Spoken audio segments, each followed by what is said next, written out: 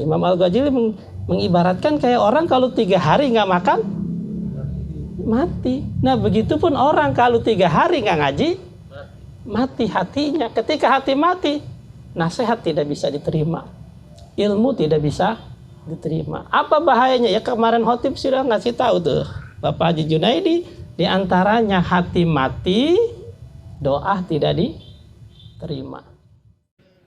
Man ana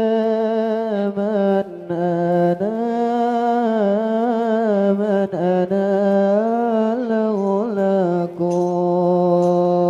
kaifa ma hubbukum kaifa ma hukum man ana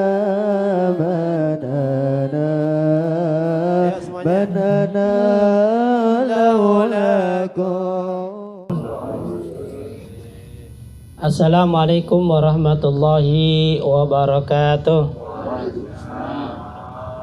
Bismillahirrahmanirrahim. Alhamdulillahirabbil alamin wa bihi nasta'in ala umuri dunya waddin, wassalatu wassalamu ala asrofil anbiya'i wal mursalin wa ala alihi wa sahbihi ajma'in, amma ba'du. Allahumma ahrizna min zulumatil wahmi wa akrim bin nuril fahmi wa abta'alaina bi ma'rifatil ilmi wa ahsin ahlakana bil hilmi wa sahil lana abwaba fadlik wa ansur alaina min hazaini rahmatika ya arhamar rahimin.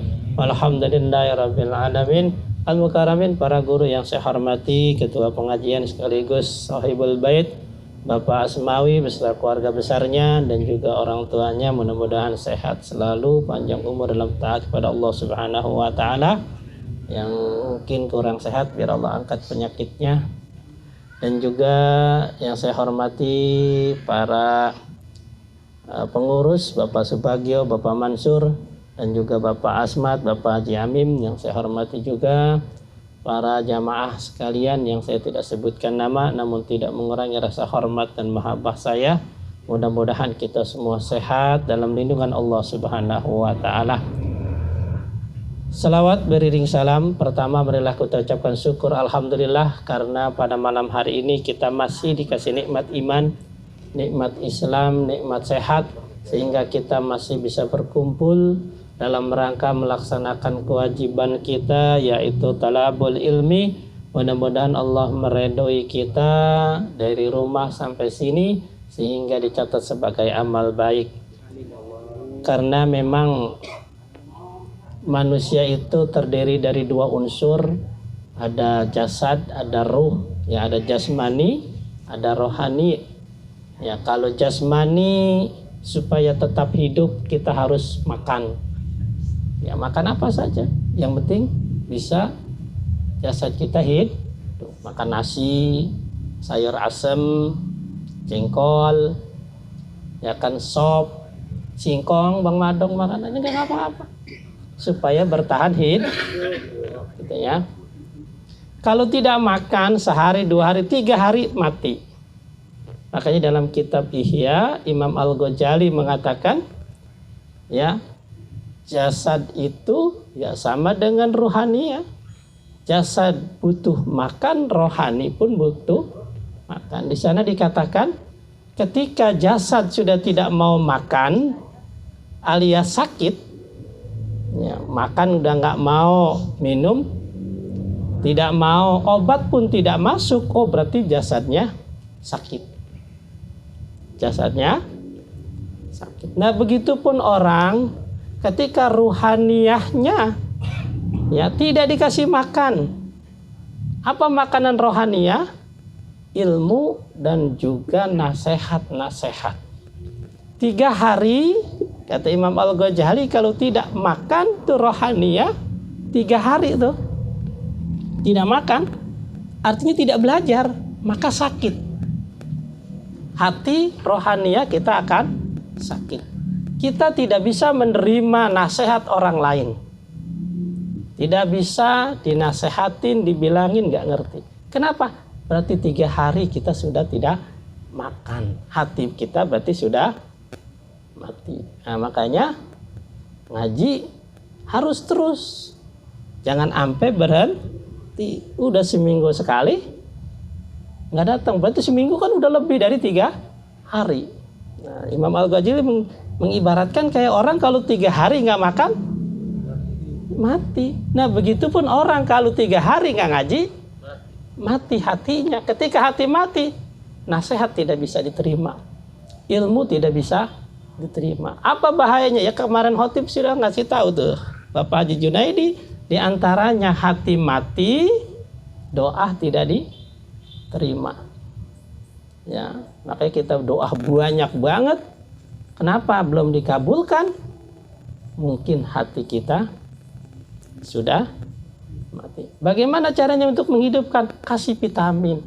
Apa vitamin? Penyegaran. Banyak ngaji, banyak belajar, ya banyak meminta nasihat dari orang-orang saleh, ya. Biar hati kita apa nih? Hidup kembali. Nah, emang manusia ini semuanya dalam keadaan lalai, kan dalam hadisnya begitu. Manusia ini yang hidup dalam keadaan tidur, lalai. Dia akan sadar ketika sudah mati. Kalau sudah mati baru sadar itu, ya Allah. Di akhirat udah baru sadar. Nah, kalau lagi begini nih, kita nggak ingat mati di dunia mah, sehat, duit banyak, nggak bakalan mati. Makanya apa? Selagunya udah. Jangan. Itulah kita tertipu sama dunia. Bahwa dunia itu sudah di genggaman kita, sehingga kita beranggapan kita tidak akan pernah mati, atau kita beranggapan umur kita masih panjang sehingga hidup kita mengikuti nafsu. Ya kan? Nah, akhirnya apa yang terjadi? Ngaji nggak mau, belajar tidak mau. Ya kan? Nah, akhirnya apa? Hatinya menjadi mati, kan? Makanya bagaimana? Ya bagus kita sekarang ada pengajian mingguan, ditambah ada pengajian bulanan. Nanti insya Allah ada majelis taklim kita bikin. Majelis taklim itu kan udah ada tuh. Kita isi 2 mingguan sekali. Nah, jadi jangan bisa ngebangun doang, ngebangun semangat. Tapi ngisiinnya, aduh ini yang bahaya. Nah, ngisinya juga kudu semangat. Kita bikin bulanan udah ada, tinggal mingguan. Biar apa? Ya mungkin kita ngaji mungkin nggak di sini doang kali, di mana-mana juga ya. Ya takutnya ada jamaah kita yang ngaji cuma di sini doang. Artinya kan cuma seminggu sekali. Mari kita bikin supaya apa? Hati kita bisa hidup. Jangan tertipu dengan dunia. Kan kata Nabi begitu. Ya benda Adam tafarrog li ibadati ya mala'a sodrika ginan wa asuddu faqraka. Wahai manusia, ibadah, fokus kepadaku, maka akan kupenuhi dadamu dengan kekayaan. Nah, jadi kalau orang sudah fokus sama ibadah kepada Allah, semuanya hidupnya karena Allah, ibadah kepada, maka semuanya jadi kaya. Hatinya cukup, semuanya serba cukup. Wa asuddu faqraka, semua kebutuhanmu aku tanggung. Kata Allah begitu tuh. Wa in lam taf'al, tapi kalau kamu nggak mau ibadah kepadaku, ya alias sombong, karena mungkin udah kaya, udah sehat, nggak mau ibadah, kerjaannya dunia terus. Maka apa yang terjadi? Ya kan kata Allah, malaktu ya dan syuglan, akan aku penuhi tanganmu dengan kesibukan dunia yang tidak ada hentinya. Siang malam ayo mencari duit, sibuk. Tapi kata Allah, walam asuddu faqraka, aku tidak akan pernah penuhi kebutuhanmu. Jadi sibuk mah sibuk banget, nyari duit mah dapat baik, tapi nggak pernah cukup. Itu janji Allah, ini Allah yang ngomong, bukan caleg. Ya, kalau yang ngomong caleg mungkin gitu, mau dipilih ini mah Allah yang ngomong. Jadi kata Allah, kalau kamu fokus ibadah, maka dadamu akan kupenuhi dengan kecukupan. Semuanya serba cukup, banyak cukup, dikit cukup. Kenapa? Karena fokus ibadah. Tapi kalau kita semuanya cuman hanya cari kepuasan hati, kepuasan nafsu, akhirnya Allah jadikan apa? Sibuk urusan dunia sesibuk-sibuknya, tapi Allah tidak akan pernah memenuhi. Selalu kurang. Selalu pengen lagi. Selalu pengen nambah lagi. Nah, itu janji Allah. Makanya diantaranya mari kita kikis hawa nafsu kita batasi ya dengan banyak kayak begini, kita banyak ngaji, banyak menerima nasihat, ya kan? Banyak mendengarkan hikmah-hikmah. Ya, biar apa? Biar hati kita lembut. Nah, kan ada dalam hadisnya, siapa orang yang belajar dan mengajar, maka Allah, malaikat, makhluk yang ada di langit, makhluk yang ada di bumi, termasuk ikan-ikan yang ada di lautan, termasuk semut yang ada di sarang, semuanya memintakan ampunan kepada orang yang belajar. Tuh, luar biasa. Ya, mengajar dan belajar itu yang dimintain ngampunin siapa? Allah, malaikat, makhluk yang ada di langit, makhluk ada yang di bumi, bahkan ikan dan ya, sekarang berapa makhluk Allah yang ada itu?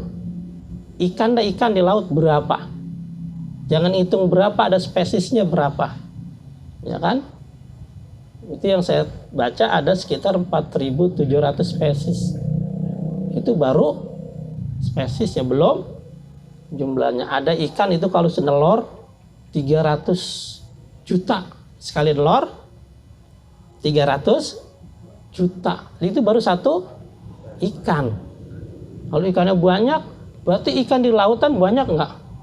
Banyak pisan. Itu kalau kita ngaji, belajar, dia minta ampunan kepada Allah. Allah ampunin ini Bang Madong, dia ngaji. Loh, bukan main. Kenapa? Makhluk-makhluk di dunia, termasuk makhluk tumbuhan, ikan, binatang, meminta ampunan kepada Allah, kepada orang yang belajar, karena orang yang berilmu itu pasti hatinya lembut. Hatinya, orang kalau punya ilmu, jangankan sama orang, sama binatang juga lembut. Ikan kenapa? Kalau ada orang berilmu, ditangkapnya baik-baik. Ya kan? Ikan dimatiinnya baik-baik. Dimakannya baca doa. Pohon juga begitu. Jadi orang kalau berilmu melakukan, ya kan, apa saja, tahu ilmunya, makhluk lain pun senang. Kayak kambing, ya kan? Kalau orang yang tahu ilmu cara motongnya, tahu, kambing redo, ya kan? Tidak disakiti, tidak merasa disiksa, makanya senang. Makhluk-makhluk yang lain termasuk binatang ketika ada orang belajar, senang mereka. Makanya saking senangnya mereka apa? Memohon ampunan kepada Allah supaya dosa kita diampuni. Berarti luar biasa. Ya kan, dalam hadis lain juga katakan belajar satu bab itu lebih baik daripada salat 100 rakaat. Nah, artinya apa? Ilmu sangat diutamakan. Laulal ilmu lakana nas kal bahaim. Kalau seandainya tidak ada ilmu, maka manusia seperti binatang. Jadi yang membedakan manusia dengan binatang adalah ilmu. Makanya kita jangan jasad doang seperti manusia, tapi kelakuan kayak. Nah, ini yang sangat menyesal. Makanya untuk membedakan itu apa? Ilmu. Nah, makanya ilmu itu harus diapain? Ya dicari. Carinya 3M. Pakai masker, cuci tangan, menjaga jarak, bukan. 3M itu membaca, menulis, mendengarkan. Nah, jadi mencari ilmu itu 3. Pertama, membaca, menulis, mendengarkan. Makanya hadisnya kun aliman au muta'aliman au mustami'an au muhibban wala takun khomisan. Jadi kata Nabi, kun aliman. Jadilah kamu orang yang ngajar, orang yang alim, orang yang pinter terus ngajar. Oh, kita ngajar nggak bisa, maka jadi nomor 2, muta'aliman, belajar kalau begitu. Jadilah kamu pelajar. Pelajar itu bagaimana tadi? 3M. Yang namanya belajar itu 3M. Bawa buku, bawa pulpen, dia baca, dia nulis, dia dengerin. Wah, ribet kita mah begitu. Maka kita nggak sempat yang nomor 2, maka mustami'an. Jadilah yang nomor 3, pendengar. Kayak begini, dengerin doang. Pulpen nggak bawa, buku nggak bawa. Walaupun dikasih nih buku sekarang, besok kagak dibawa lagi. Udah fotokopiin ya besok, ya nggak dibawa lagi. Ya kan, nggak bakalan. Kenapa? Emang bukan masanya kali ya. Ya udah, nggak ngapa-ngapa. Kita mah mustami'an. Jadilah pendengar. Ya kan, di YouTube banyak dengerin kiai-kiai. Dengerin aja. Ya kan? Nggak bisa mustami'an. Yang keempat, muhibban. Jadilah pecinta. Cinta banget sama ilmu. Anak kalau udah belajar, kita semangat biayain. Lu sekolah di mana? Gue biayain. Butuh apa? Gue beliin. Ya kan, taklim sekarang ada, biayain.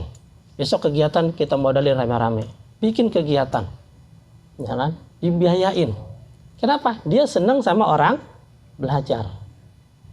Ini yang nomor 4 ini tuh paling rendah nih. Ini nomor 4 itu yang paling rendah.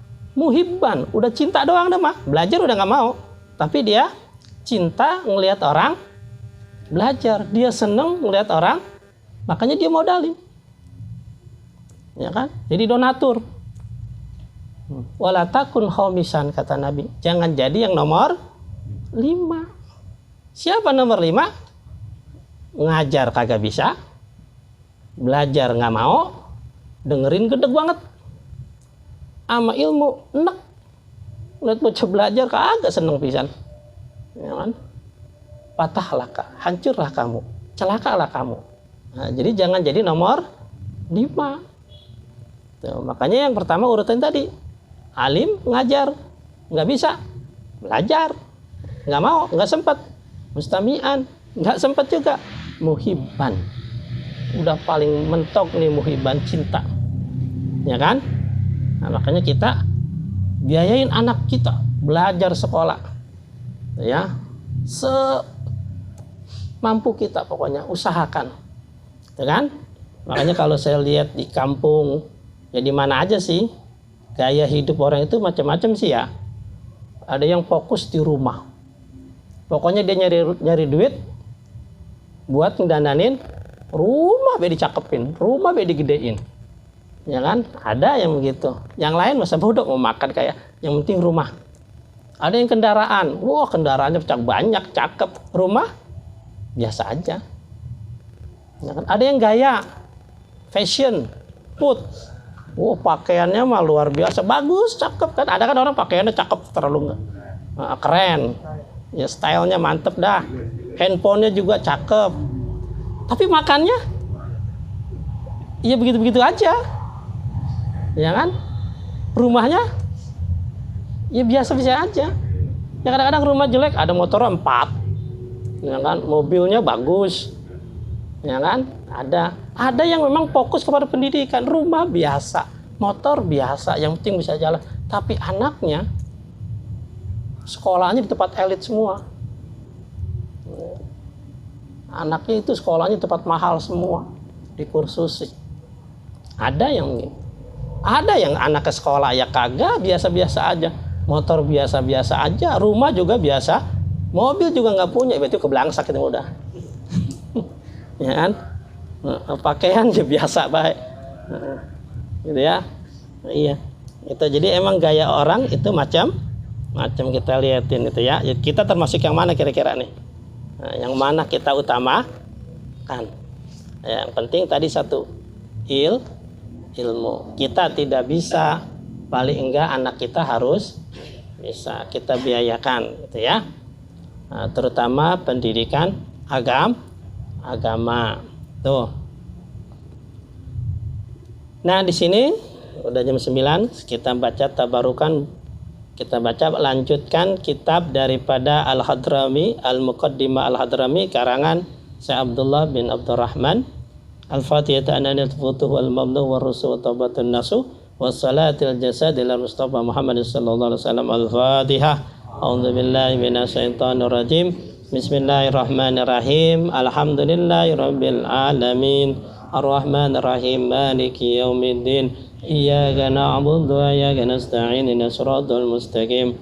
Siratal ladzina an'amta 'alaihim ghairil maghdubi 'alaihim waladdallin. Amin. Qala al-mu'allif rahimakumullah wa nafa'ana bi ulumihi wa barakatihi. Amin. Kita lanjuti tentang syarat-syarat salat, ya kan? Syarat-syarat salat kemarin kita sudah sampai nomor 11 ya, 11. Sekarang kita masuk ke nomor 12 ya. Bismillahirrahmanirrahim. Asyartu tsani asyar, syarat yang ke-12 dari sahnya salat tarkul mubtir. Ya, fatabtulu ma'ata ta'ammud wal ilmi tahrim. Nah, jadi syarat yang ke-12 itu meninggalkan buka puasa. Jadi kalau kita sholatnya lagi puasa, batal puasanya, berarti batal juga sholatnya. Yang batal puasa itu apa? Ya, makan, ya kan? Lagi sholat, makan, berarti batal, ya kan? Mata baris sengaja ataupun dia tahu kalau makan itu ya batal, ya maka sholatnya otomatis batal. Makan minum ya. Jadi yang namanya makan minum itu yang membatalkan ya, ketika yang namanya makan itu kan masuk lewat mulut sampai ke perut. Nah, itu namanya makan. Tuh. Ya, wa tarkun nahwil akli wasurbi ya. Terus juga makan dan minum. Isalluhu ainan li zaufi walau syahwan. Jadi meskipun dia itu lupa atau enggak tahu, au karhan atau dipaksa. Lagi sholat dia lupa makan, ya makannya mungkin bukan makan kayak sekarang nyendok nasi kali, enggak ya, mungkin makannya itu seperti misalnya kita habis makan di gigi ada yang nyelip, ya kan, makan toge misalnya, nyelip toge. Nah, pertama di gigi adanya, akhirnya kita akalin pakai lidah, keluar, akhirnya kita telan. Ini kita nggak sengaja nelennya, atau kita nggak tahu kalau nelen toge itu batal salat, maka tetap batal. Aukaran atau dipaksa, lagi sholat dipaksa dijejelin sama anak kita kayak sama siapa kayak disuruh makan atau minum, batal. Nah, kan itu batal itu.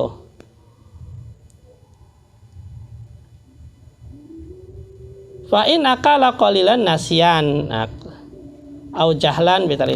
Nah, terus selanjutnya ya, asyartu salis yang ketiga 13, syarat yang ke-13 alla yamdi ruknun qauli kal Fatihah, yaitu tidak memanjangkan atau menambahkan rukun qauli seperti Fatihah ya, au fi'li seperti i'tidal.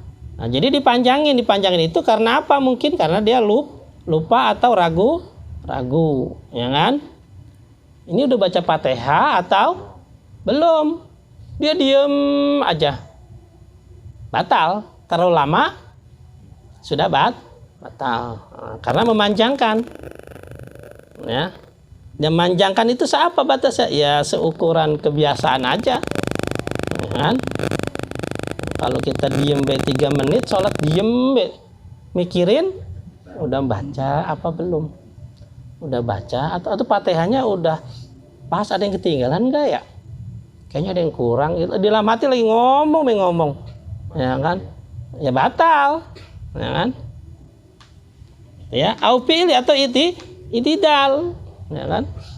Ya, kan dalam salat itu kan ada dua, ada rukun qauli, ada rukun fi'li, ya kan? Ada yang ucapan, ada yang perbuatan. Ya kalau ucapan kayak tadi baca Fatihah, ya kan? Atau i'tidal, ya kan? Nah, lagi i'tidal dia ragu, ya kan? Ya, i'tidal tadi baca Fatihah apa enggak sih begitu. Lagi tidak, akhirnya itu i'tidal lama banget, ya kan? Nah, karena lamanya dalam keadaan ragu maka batal, ya kan? Masak bitahrim, ya kan? Au bitakbiratil ihram, ya kan? Atau seperti orang takbiratul ketika mau niat Allah, kagak udah Allah, karena di hatinya nggak pernah cocok, ya kan? Kayaknya ragu-ragu terus, Allah, ya batal kelamaan Allah, ya kan? Apalagi lu jadi imam, imam mah keselan, ya kan? Batal, ya. Nah, diulang lagi, tuh. Nah itu yang ketiga 13 ya. Au syartun min syurutiha hau nawa dhuhran au asar, ya kan? Atau dia ketika Allahu Akbar ragu, ini johor apa asar? Johor apa asar? Atau pas udah Allahu Akbar, kan sunahnya kita membaca takbiratul ihram. Allahu Akbar, tadi saya niatnya asar apa johor ya? Kayaknya johor, kayaknya asar. Johor, asar, johor, batal. Terlalu lama berarti, ya kan? Nah, berarti dia memanjangkan rukun, ya kan? Itu. Makanya, kenapa kita kadang-kadang sholat banyak was-wasnya? Yaitulah godaan setan. Setan itu kan kalau lagi azan pergi, lagi qomat pergi, selesai azan balik lagi, selesai qomat balik lagi. Nah, jadi setan itu memang paling takut sama azan dan qomat gitu. Makanya kalau ada orang azan, orang pada lari dari masjid, nah berarti dia temennya maksudnya. Jadi kalau yang bukan setan ada azan, dia larinya ke mana? Ke masjid, ya kan? Kalau ada qomat larinya ke masjid gitu. Kan sebaliknya, setan itu kalau ada azan lari, kalau ada qomat lari gitu, ya kan? Itu ya. Ya kalau di sini alhamdulillah johor beduk di masjid, ya kan? Asar beduk di masjid, sampai subuh beduk di masjid. Orang gede buat beduknya gak diangkat. Ya kan? Tuh ya. Yang ketiga, yang keempat, wallahu alam bisawab ya. Sedikit mudah-mudahan bermanfaat. Nanti kita niatin lagi biar kita ketemu lagi di malam Senin yang akan datang. Mudah-mudahan kita sehat, panjang umur ya, dalam keadaan ya dimudahkan segala urusan kita semuanya, khususnya sahibul bait, Bapak Asmawi keluarga besar, jadikan keluarga sakinah mawaddah rahmah ya. Apabila ada keluarganya, keluarga kita, orang terdekat kita yang sedang sakit, biar Allah angkat penyakitnya. Kalau seandainya belum sembuh, biar Allah kasih kesabaran buat yang sakit dan juga buat yang mengurusinya. Yang punya hajat, yang punya keinginan, biar Allah kabulkan hajat dan keinginannya. Khususnya pembangunan majelis taklim kita, biar cepat selesai, berkah, selamat. Biar kita juga bisa ngisiinnya.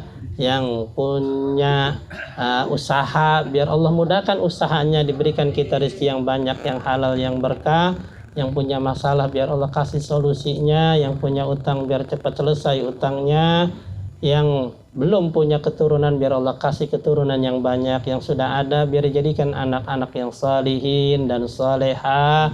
Yang belajar anak-anak kita, cucu kita, biar Allah mudahkan dalam belajar, dikasih ilmu berkah, manfaat dunia wal akhirah. Yang di pesantren biar pada betah, biar pada sehat, biar dapat ilmu yang banyak manfaat. Begitu juga kampung kita, negara kita, biar dijauhkan dari segala musibah, bahaya, penyakit, khususnya corona, biar cepat hilang. Biar kita bisa usaha lagi, biar kita gampang beribadah lagi. Al-Fatihah. A'udzubillahi minasyaitonirrajim. Bismillahirrahmanirrahim. Alhamdulillahirabbil alamin arrahmanirrahim maliki yaumiddin. Iyyaka na'budu wa iyyaka nasta'in. Ihdinas siratal mustaqim. Siratal ladzina an'amta 'alaihim ghairil maghdubi 'alaihim waladdallin. Amin. Dari saya sekian, mohon maaf. Assalamualaikum warahmatullahi wabarakatuh. يا بكي يسعى يبكي يسعى خالقه فأتاه الوغي فعشرا